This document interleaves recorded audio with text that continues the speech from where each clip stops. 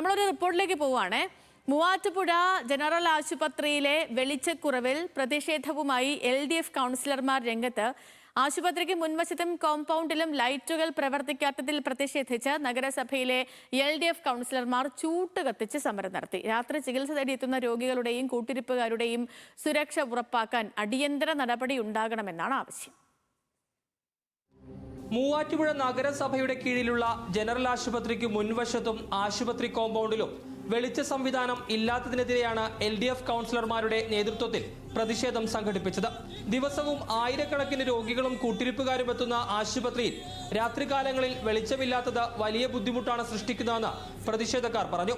ആശുപത്രി കോമ്പൗണ്ടിൽ മുൻ MLAയുടെ ആസ്തി വികസന ഫണ്ടിൽ നിന്ന് സ്ഥാപിച്ച ഹൈമാസ് ലൈറ്റ് മാസങ്ങളായി പ്രവർത്തനരഹിതമാണ്.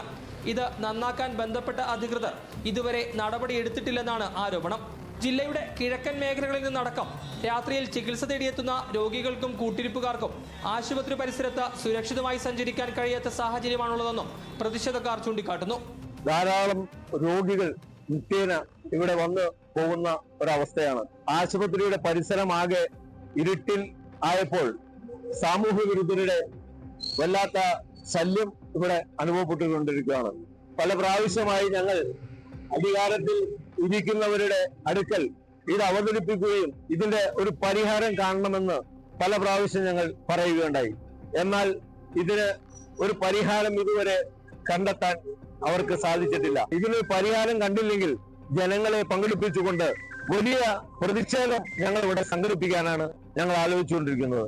വെളിച്ചക്കുറവിനെ പറ്റി നിരവധി തവണ പരാതി നൽകിയിട്ടും നഗരസഭാ അധികൃതർ പ്രശ്നപരിഹാരത്തിന് നടപടി സ്വീകരിച്ചിട്ടില്ലെന്ന് കൗൺസിലർമാർ പറഞ്ഞു.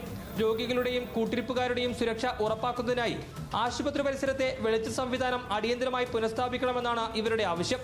വെളിച്ചക്കുറവ് മൂലം ആശുപത്രി പരിസരത്ത് സാമൂഹ്യ വിരുദ്ധരുടെ ശല്യം വർദ്ധിക്കുന്നതായും പരാതിയുണ്ട്. ന്യൂസ് മലയാളം, കൊച്ചി.